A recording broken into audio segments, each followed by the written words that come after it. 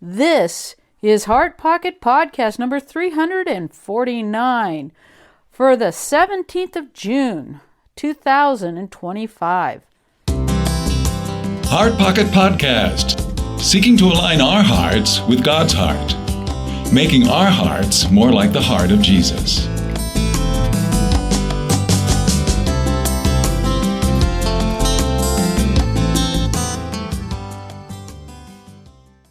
This is part 2 of an interview with Mark, a hospice chaplain and also a pastor for 30 years. And he talks about the things that he has learned from stories that he's known for years as a result of doing STS and walking down the path slowly. So in your job, so you've mentioned this opportunity that you saw and you took. How can you see Bible stories kind of dovetailing with what you do in your role as chaplain? Sure. Anytime you are, I'm not just any chaplain. I would never want to be a hospital chaplain. Yes. I'm a hospice chaplain. And, many people have a negative connotation of hospice. I'm giving up, or, this is it. Because to be on hospice, you have to have a diagnosis that under normal disease progression, this individual has 6 months or less to live. Yeah. And so that's the criteria that you have to have from a doctor's signature. And so, when you come on hospice that, I got 6 months or less to live, potentially. We do have people who live much longer and who graduate even.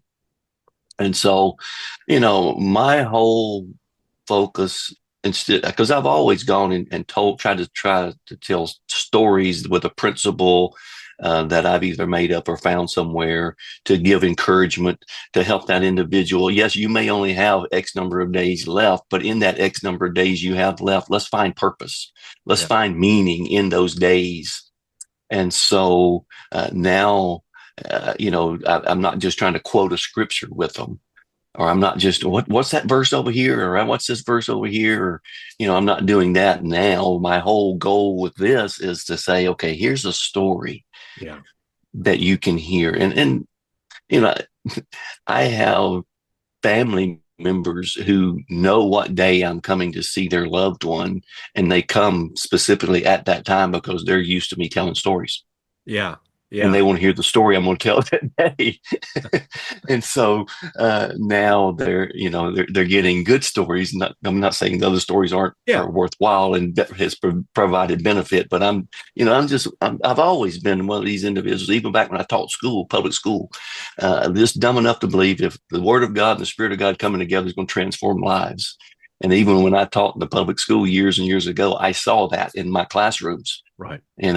I would quote a scripture and the kids would go home and look it up, and lo and behold, come back, oh, Coach Hartley, look, this is what happened. And so, like I said, I'm dumb enough to believe that the Word of God, the Spirit of God's enough. Yeah. Amen. And well, I'm curious. So this is your first official training. It's kind of scary to think Steve and I are your first official trainers. I still got trauma from it. What do you mean?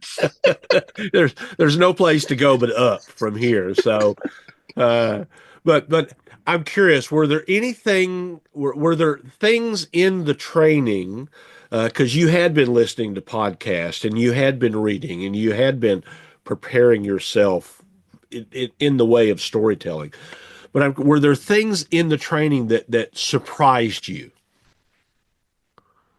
Man, I don't, because I had read through the 130 page manual or whatever. I had read through all that. So I knew it wasn't anything that caught me off guard when you get the wise counselor and all the things. So I have my doctorate degree also, so I'm a researcher. Yeah, right.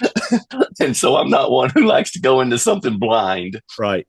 And so I was able, because of that, I wasn't caught by surprise.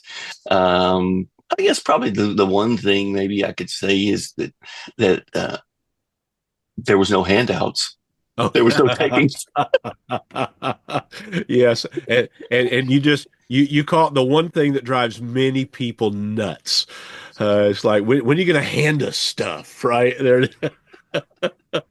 Yeah, there were no handouts. yeah, There was no taking notes, because you need to get used to listening and grasping it versus just listening surface wise. Because I know I'm going to go back and look at yeah, my notes, or I'm going to go back and look at the handouts and that type of thing. Of course, I knew you had them because I had seen them and I'd read them.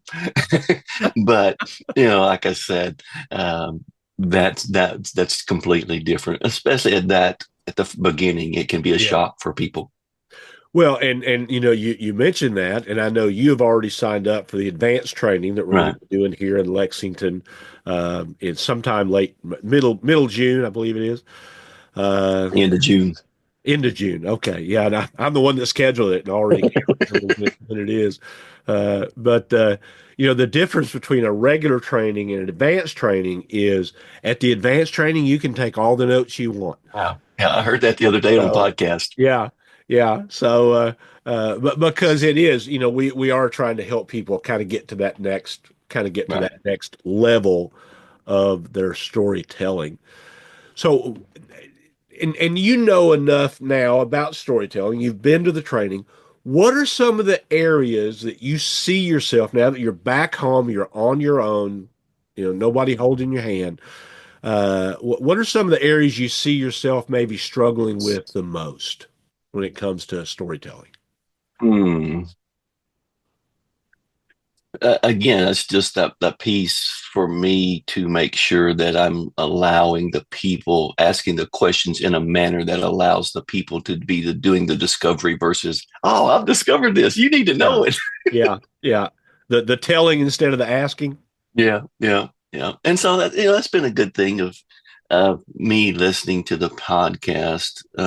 But and then also, I'm still there's more material you guys have, and so I've found that, and and I've been just continually the gold sheet, Right. going Yes. through that again and just trying to focus on, okay, Mark, here's what you need to do here. Here's what they continually critiqued you on that you were doing wrong, and just that making sure that I'm asking and allowing them to discover versus me telling them. That's Yeah. hard as a preacher. Oh, yeah, and that is, at pretty much every workshop, I tell people the first training I went to, the first story I did, Dorothy who Hmm. founded Simply the Right. was actually my tribe leader. And when I got done telling my story, she said, "Butch, that was a great sermon." Uh, and initially, I was just, I was You very were proud of proud. what you did. And then I realized, wait a minute, in this case, that is not a compliment because I was not supposed to be preaching a sermon. And one of the things that in dealing with pastors as they come to the training, usually pastors are the hardest folks for us to train, not just to be real Okay. honest, because Sure. there's so much for us to unlearn, right? Right. Absolutely. We've done it one way for Yeah. so Yeah. long. That Uh, groove in our brain is yes, it's been yes, cut pretty yeah. deep. And they're good habits. It's Yeah. different if you're in a bad habit trying to get out of that, but Yeah. we're actually in a good habit trying to Right. break Right. free. You've been listening to Heart Pocket Podcast. Interviews, Bible stories, in-depth discussions, stories of impact from around the world. There's some of those little hints of if now in your situation when you're dealing with clients, not so much a struggle because you're usually going to be sitting down in an environment where you're just having a Yeah. conversation, Yeah. A right? one-on-one. And so that is kind of geared towards listening and Sure. asking. Yeah. Uh, but if you're in a group setting, or even if it's a small group, if you force yourself to sit down after you tell the story, that will usually help. That's one of the first things I usually do at a training is I'll scoot a chair over underneath a pastor after they tell the story and I need that. ask for the volunteer and do the lead through. It's like, This is okay, now you're going to lead a discussion, so sit down, Mhm. so you don't have that temptation to Yeah. preach. Yeah. Although for many of us, that's still going to be our default, right? Yeah, and that's, even when I taught school, I stood up and walked around the room. Oh yeah, yeah, And so even in that environment, I still stood up. And so for me, yes, I wasn't one of those teachers that sat behind the desk yeah, and talked yeah, from behind the desk. yeah. I got up and walked around because I wanted to keep my students awake and they in tune with what I was saying. Well, now that you've been to a training and you've kind of learned the methodology a little bit, I wonder, what do you see any spiritual benefits in your own personal walk? Sure. Anything change? No, well, of course, changing now, been saved since I was 7, started reading through the Bible at an early age. And so I got a lot of scripture, Right. not memorized, but, I've been Yeah. through the Bible many times reading it. Right. And then, of course, going through church, you back in those days, you memorized all the time. I never did go Oh through a yeah. one or anything like that, but I've had some churches that we did and stuff. And so, before I would be driving down the road and thinking about a scripture or listening to a podcast or listening to the Bible, and now I can work on my stories Yeah. and for myself and just say, okay, here's the story I'm working on and try to get it where I can say it, but also this, asking those questions personally for myself. And that's the beauty of this is I don't have to sit down at the desk and read the text and start trying to do my inductive study there. I can Right. drive down the road. And because I travel about 250 miles a day. Yeah. So Yeah. I get a lot of windshield time. Yes. And so, Huh. I'm able now to ask those questions and I've learned new things that from old stories that I've known for years, Yeah. but been able to meditate and say, okay, Lord, what are you showing me here? And asking those questions as I slowly go through it. That's the key, slow. Yeah. Yes. Yeah. Walking down the I path. want, I want to run to the river quick and get Yeah. what I need and go Yeah. home. Yeah. Yeah. And again, that's one of those temptations we have as pastors, and we're taught to find the good stuff Yeah. and Yeah. park there. And very Hmm. often we run by even better stuff Oh, yeah. to the good stuff without That's realizing, right. right? Exactly. Exactly. Uh, and those are hard things to get through. Hmm. Now we had talked even before you left because I'm in Kentucky and it was like 900 miles for you. Is that right? It's close to 830 miles. 830 miles that you drove back home. And you and I had talked a little bit about my experience when I went to my first training in Virginia and Hmm. had been focused on some stories. Yeah, how many stories did you do on the way home in your head in the car? Well, it's one of those things that I don't know. It's probably 3 or 4. I try Okay. to get 3 or 4, and not saying I can quote them today. Yeah, no, no, no, no, no, no. But I just went through those, and I worked probably mostly on the 5-minute thing, Right, and right. I realized how much I rush, and so I wanted to say, okay, here's the story, the storm story. And then I went through because when I was in the training, I did the Mount of Transfiguration, Mm, and I wanted to go through that again. And so I'm saying that this coming Sunday, my pastor's preaching through Matthew, and this coming Sunday, he's going to be on the Transfiguration oh, passage. okay. Wow. So it's going to be interesting what I've Oh, learned versus. yes.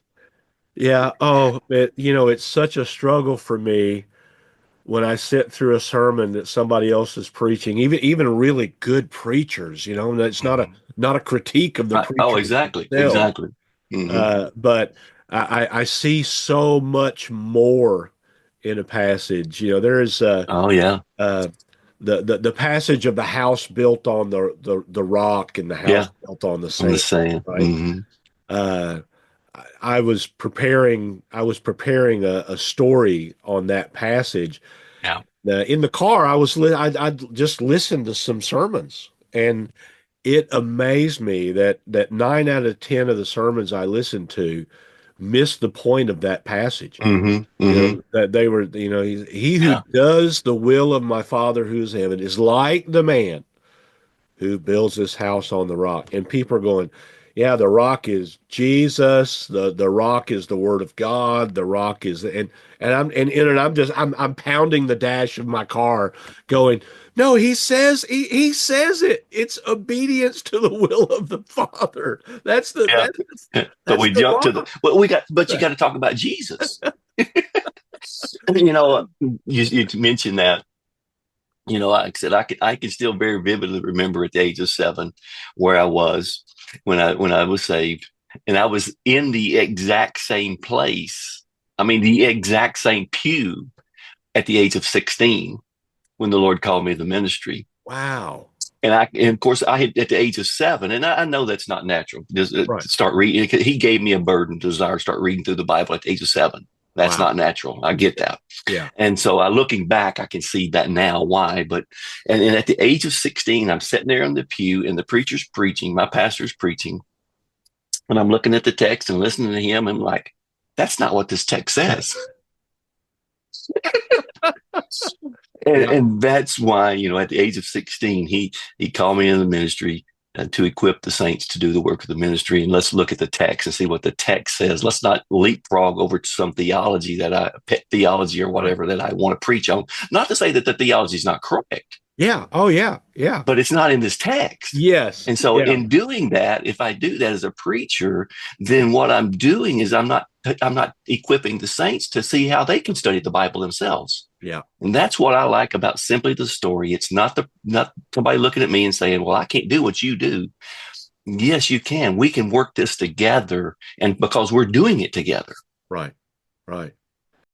Tune in next week for another episode of Heart Pocket Podcast, and feel free to subscribe on iTunes and get updates via Twitter or X.